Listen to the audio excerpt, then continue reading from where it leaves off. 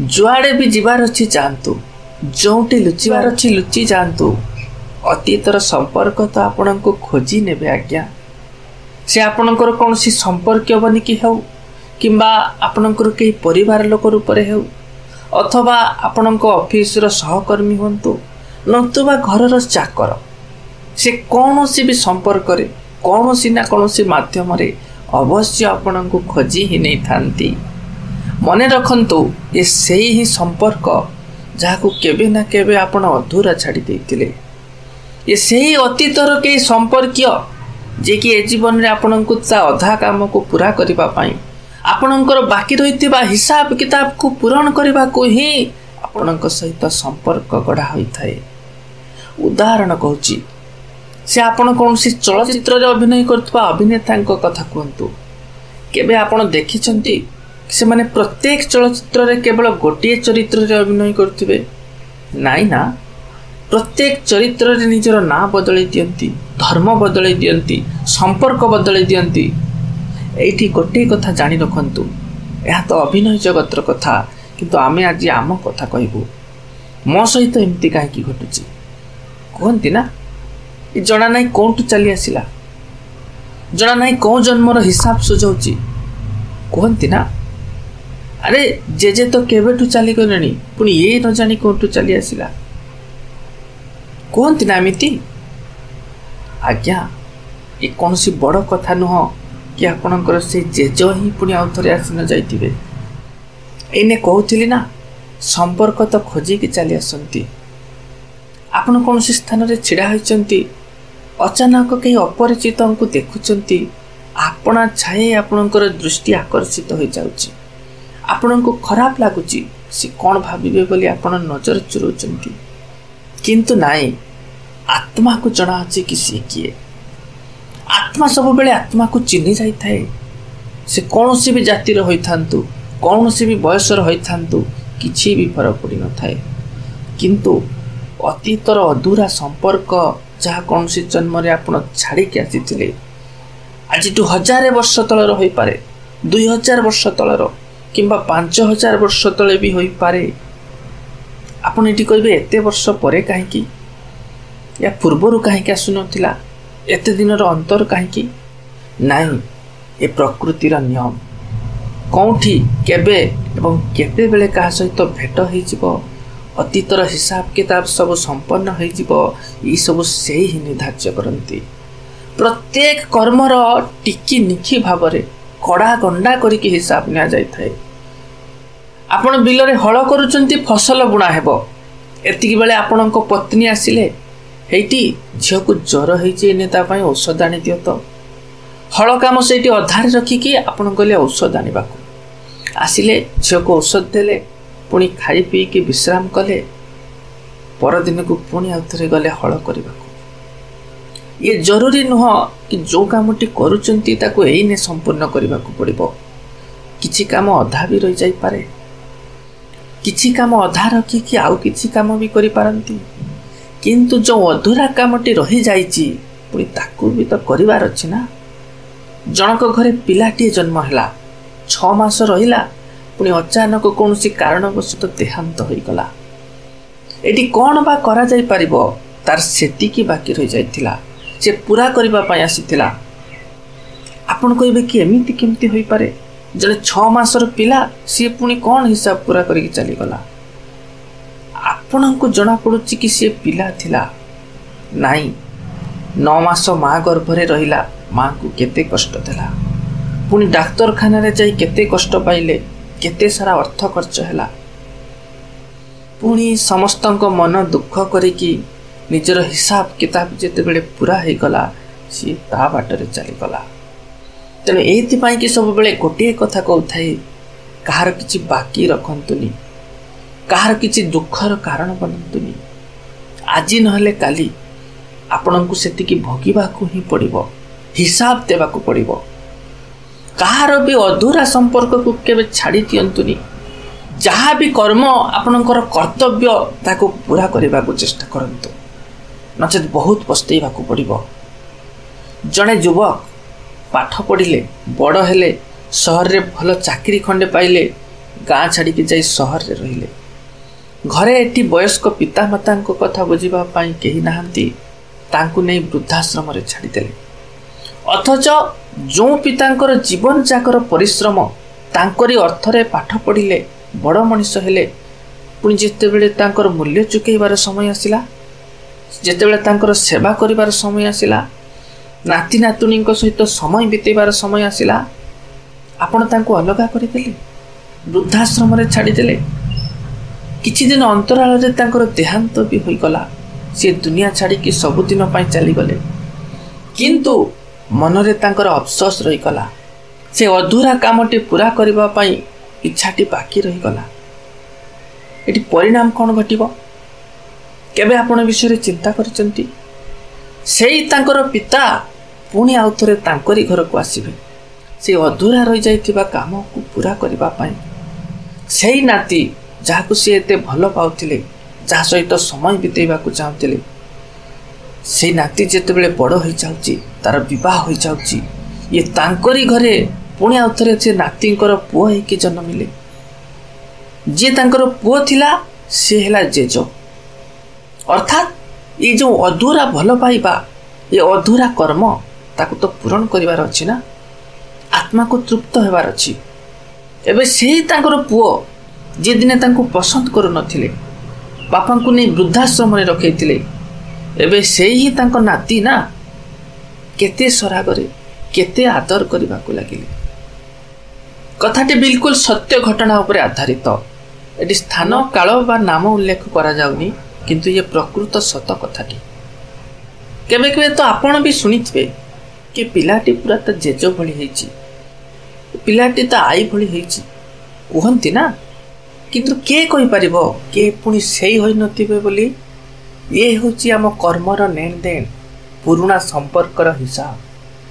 ଆପଣ ଯେତେ ବି ଦୂରେଇବାକୁ ଚେଷ୍ଟା କରନ୍ତୁ, 100 ବର୍ଷ, 500 ବର୍ଷ, 1000 ବର୍ଷ, କେବେ ନା କେବେ କୋଉଠି ନା କୋଉଠି ହିସାବ ତ ଚୁକେଇବାକୁ ପଡ଼ିବ, ଆପଣଙ୍କୁ ଦେବାକୁ ହିଁ ପଡ଼ିବ।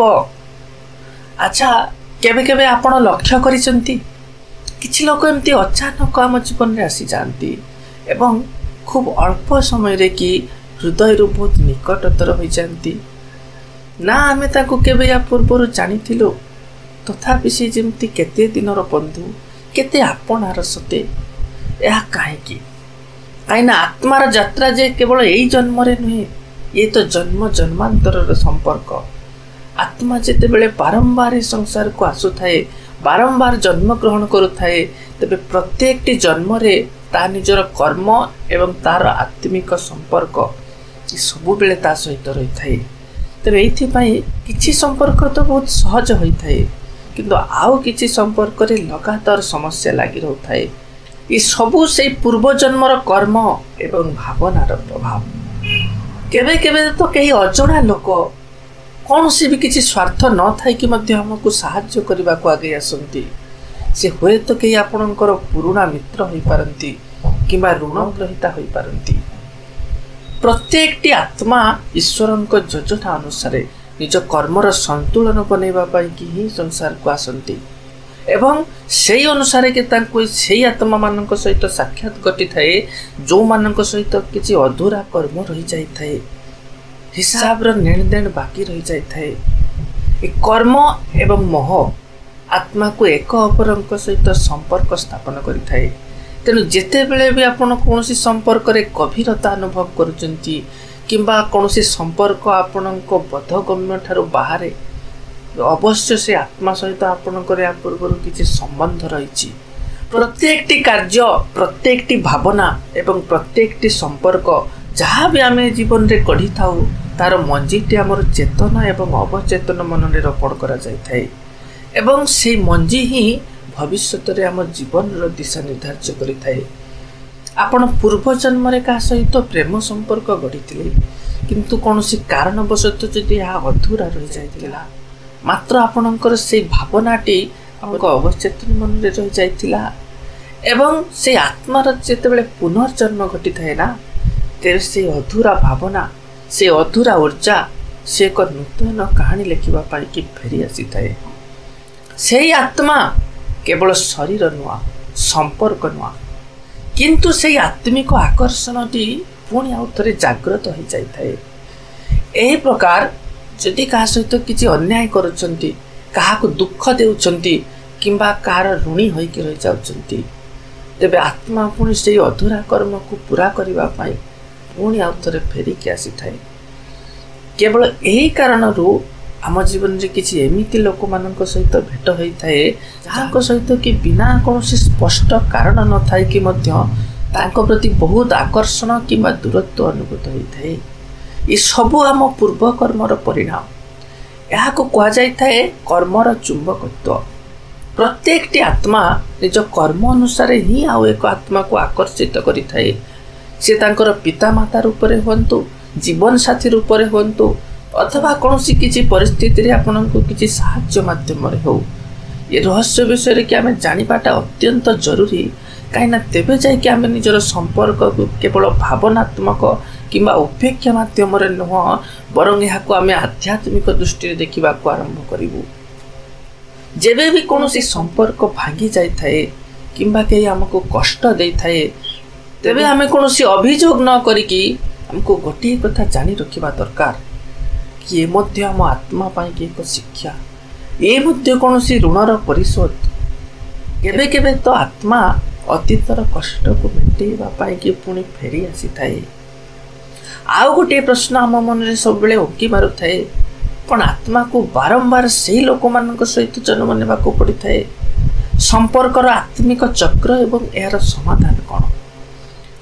ଆମେ ସବୁବେଳେ ଗୋଟିଏ କଥା ଚିନ୍ତନ କରିଥାଉ, କ'ଣ ଆମେ ପ୍ରତ୍ୟେକଟି ଜନ୍ମରେ କେବଳ ସେହି ଆତ୍ମାଙ୍କ ସହିତ ଭେଟିଥାଉ ଯାହାଙ୍କ ସହିତ କି ଆମ ପୂର୍ବରୁ କିଛି ସମ୍ପର୍କ ରହିଛି? କ'ଣ ଆମର ମାତା, ପିତା, ଜୀବନସାଥୀ ଏବଂ ବିଶେଷ ମିତ୍ର ଏ ସମସ୍ତେ ଆମ ପୂର୍ବରୁ ବି ରହିଥିଲେ? ଅତୀତର ମୁନି ଋଷିମାନଙ୍କର ସିଦ୍ଧାନ୍ତରୁ ଯାହା ଜଣାପଡ଼ିଥାଏ କି ଆତ୍ମାକୁ ଈଶ୍ୱରଙ୍କ ମାର୍ଗରେ ଅଗ୍ରସର ହେବା ପଥରେ ତାକୁ ବାରମ୍ବାର ସେ ପର୍ଯ୍ୟନ୍ତ ଜନ୍ମ ନେବାକୁ ପଡ଼ିଥାଏ ଯେ ପର୍ଯ୍ୟନ୍ତ ସେ ପୂର୍ଣ୍ଣ ରୂପରେ ମୁକ୍ତି ନ ପାଉଛନ୍ତି। ଏବଂ ଏହି ଯାତ୍ରା ପଥରେ ଯେଉଁ ଆତ୍ମାମାନଙ୍କ ସହିତ ଗଭୀର କାର୍ମିକ ସମ୍ପର୍କ ରହିଯାଇଥାଏ, ସେମାନେ ବାରମ୍ବାର ତାଙ୍କ ଜୀବନରେ ଫେରିକି ଆସନ୍ତି ଯେ ପର୍ଯ୍ୟନ୍ତ କର୍ମ ତାଙ୍କର ପୁରା ହୋଇନଯାଉଛି। ଯେଉଁ ପ୍ରକାର କୌଣସି ନାଟକ ଯେଉଁଥିରେ କୌଣସି ପାତ୍ର ତ ବଦଳନ୍ତିନି, କିନ୍ତୁ ଭୂମିକା ଏବଂ ପରିସ୍ଥିତି ଏ ପ୍ରତ୍ୟେକ ମୁହୂର୍ତ୍ତରେ ବଦଳି ଯାଇଥାଏ। ଠିକ୍ ସେହି ପ୍ରକାର ଆମ ଜନ୍ମ ଜନ୍ମାନ୍ତରର ସମ୍ପର୍କ। ଏ ଜନ୍ମରେ ଯିଏ ମାତା ଅଛନ୍ତି, ଆସନ୍ତା ଜନ୍ମରେ ସିଏ ଝିଅ ବି ହୋଇପାରନ୍ତି। ଏ ଜନ୍ମରେ ସ୍ୱାମୀ ଅଛନ୍ତି, ଆଗ ଜନ୍ମରେ ଭାଇ ବନିପାରନ୍ତି। ଆଧ୍ୟାତ୍ମିକ ଦୃଷ୍ଟିରୁ ଦେଖିବାକୁ ଗଲେ ଏ ଶରୀର ତ କେବଳ ଏକ ବସ୍ତ୍ର ସଦୃଶ। ସମ୍ପର୍କର ଗଭୀରତା ତ ଆତ୍ମିକ ସ୍ତରରୁ ହୋଇଥାଏ। ତେଣୁ ଏଇଥିପାଇଁ ତ କିଛି ଲୋକଙ୍କ ବିଷୟରେ ଆମକୁ ଅତି ସହଜରେ ଅନୁମାନ ହୋଇଯାଇଥାଏ। କିଛି ଲୋକ ତ ଆମ ଜୀବନରେ ବହୁତ ଗଭୀରରୁ ପ୍ରଭାବ ପକାଇଥାନ୍ତି। ସେ ବହୁତ କମ୍ ସମୟ ପାଇଁକି ଆସନ୍ତୁ ପଛକେ ବହୁତ ଗଭୀରରୁ ପ୍ରଭାବ ପକାଇ ଦେଇଯାଆନ୍ତି। ଏହା ହେଉଛି ଆତ୍ମିକ ସମ୍ପର୍କ, ଯାହା ଜନ୍ମ ଜନ୍ମାନ୍ତରରୁ ଆମ ସହିତ ରହିଅଛି। ତେବେ କ'ଣ ଆମେ ଏହି ଆତ୍ମିକ ବନ୍ଧନରୁ ମୁକ୍ତି ପାଇପାରିବାନି? ଅବଶ୍ୟ ପାଇପାରିବା। ଯେତେବେଳେ କି ଆତ୍ମା ପ୍ରେମ, କ୍ଷମା ଏବଂ ବୁଦ୍ଧିମତାର ସହିତ ନିଜ କର୍ମକୁ ପୁରା କରିଦେଇଥାଏ, ତେବେ ସେ ବନ୍ଧନରୁ କି ଧୀରେ ଧୀରେ ସମାପ୍ତ ହୋଇଯାଇଥାଏ। ତେଣୁ ଯେତେବେଳେ କି ସମ୍ପର୍କରେ ବହୁତ କଠିନତା ଆସୁଛି, ସେଠାରେ ଅଭିଯୋଗ ନୁହେଁ, ବୁଦ୍ଧିମତାର ଆବଶ୍ୟକତା ରହିଛି। କାହିଁକିନା ସେ ଆତ୍ମା ଆପଣଙ୍କୁ କିଛି ଶିଖେଇବାକୁ ଆସିଛନ୍ତି। ପୂର୍ବର ମୁନି ଋଷିମାନେ ଯାହା କହିଯାଇଛନ୍ତି, ପ୍ରତ୍ୟେକଟି ଆତ୍ମାର ଅନ୍ତିମ ଉଦ୍ଦେଶ୍ୟ ହେଉଛି ପରମାତ୍ମାଙ୍କ ସହିତ ମିଶିବା। କିନ୍ତୁ ଯେ ପର୍ଯ୍ୟନ୍ତ ଆତ୍ମା ଭିତରେ କ୍ରୋଧ, ମୋହ, ଦ୍ୱେଷ ଏବଂ ଅହଙ୍କାର ରହିଥାଏ, ସେ ପର୍ଯ୍ୟନ୍ତ ତାକୁ ବାରମ୍ବାର ଜନ୍ମ ନେବାକୁ ପଡ଼ୁଥାଏ। ସେ ପର୍ଯ୍ୟନ୍ତ ସେଇ ଆତ୍ମା, ସେଇ ସମ୍ପର୍କ ବାରମ୍ବାର ଫେରିକି ଆସୁଥାଏ। ତେଣୁ ଯିଏ ବି ଏତିକି କଥା ବୁଝି ଯାଇଛନ୍ତି କି ସମ୍ପର୍କ ଯେ କେବଳ ଏଇ ଜନ୍ମରେ ନୁହେଁ, ଇଏ ତ ଆମ ଆତ୍ମାର ସମ୍ପୂର୍ଣ୍ଣ ଯାତ୍ରାର ଏକ ଅଂଶ, ତେବେ ଯାଇକି ଆମେ ସେଇ ସମ୍ପର୍କକୁ ଏକ ନୂତନ ଦୃଷ୍ଟିରେ ଦେଖିଥାଉ ଏବଂ ପ୍ରତ୍ୟେକଟି ସମ୍ପର୍କ ଏକ ଅବସର ବନିଯାଇଥାଏ ପ୍ରେମର, କ୍ଷମାର ଏବଂ ମୁକ୍ତିର। ତେବେ ଏହାର ସମାଧାନ କ'ଣ ରହିଛି? ଏହାର ସମାଧାନ ହେଉଛି ନିଜ ସମ୍ପର୍କ ଭିତରେ ସଦା ପ୍ରେମ ଏବଂ କରୁଣା ବୃଦ୍ଧି କରନ୍ତୁ। ବିନା କୌଣସି ସର୍ତ୍ତରେ କି ସ୍ୱୀକାର କରିବା ଶିଖନ୍ତୁ। ଅନ୍ୟର ଦୋଷ ଦୁର୍ବଳତାକୁ ବୁଝିବା ପାଇଁ ଚେଷ୍ଟା କରନ୍ତୁ। ଏବଂ ସବୁଠାରୁ ଗୁରୁତ୍ୱପୂର୍ଣ୍ଣ ହେଉଛି ଧ୍ୟାନ ଏବଂ ଆତ୍ମଚିନ୍ତନ ମାଧ୍ୟମରେ କି ନିଜ ଭିତରର ଶାନ୍ତିକୁ ଖୋଜିବା ପାଇଁ ଚେଷ୍ଟା କରନ୍ତୁ। ତେବେ ଯାଇକି ଆତ୍ମା ଏ ଚକ୍ର ଭିତରୁ ମୁକ୍ତି ପାଇପାରିବ ଏବଂ ସେବେ ଯାଇକି ବୁଝିପାରିବେ କି ପ୍ରତ୍ୟେକଟି ସମ୍ପର୍କ କୌଣସି ନା କୌଣସି କାରଣରୁ ଗଢ଼ା ହୋଇଛି। ହୋଇପାରେ କି ଏ ଜୀବନରେ ଯିଏ ଆପଣଙ୍କ ପାଇଁ ସବୁଠୁ ବଡ଼ ପରୀକ୍ଷା ରହିଛି ସେ ଆତ୍ମା ପୁଣି ଅତୀତ ଜୀବନରେ ଆପଣଙ୍କର ସବୁଠୁ ପ୍ରିୟ ଥିଲେ ଏବଂ ଆଜି ଯିଏ ଆପଣଙ୍କୁ ସବୁଠାରୁ ଅଧିକ ଶିକ୍ଷା ଦେଉଛନ୍ତି ସେଇ ହିଁ ଆପଣଙ୍କର ସବୁଠାରୁ ପୁରୁଣା ସାଥୀ ରହିଥିଲେ। ଏବଂ ଆପଣ ଯଦି ଏ ଭିଡ଼ିଓଟିକୁ ଏପର୍ଯ୍ୟନ୍ତ ଦେଖିଛନ୍ତି ତେବେ ଏହା ମଧ୍ୟ କୌଣସି ସଂଯୋଗ ନୁହେଁ, ବୋଧେ ଆପଣଙ୍କର ଆତ୍ମା ମଧ୍ୟ କିଛି ପୁରୁଣା ପ୍ରଶ୍ନର ଉତ୍ତର ଖୋଜୁଛନ୍ତି। ନିରୀକ୍ଷଣ କରନ୍ତୁ, ଚିନ୍ତନ କରନ୍ତୁ ଏବଂ ପ୍ରତ୍ୟେକଟି ସମ୍ପର୍କକୁ ଆତ୍ମିକ ଦୃଷ୍ଟିରୁ ଦେଖନ୍ତୁ। ତେବେ ଦର୍ଶକ ବନ୍ଧୁ, ଏଇ ଥିଲା ଆଜିର ପ୍ରସ୍ତୁତି। ପୁଣି ଦେଖା ହେବ ଆଉ ଏକ ଅଧ୍ୟାୟରେ ଏବଂ ସେତେବେଳେ ପର୍ଯ୍ୟନ୍ତ ବିଦାୟ ଦିଅନ୍ତୁ।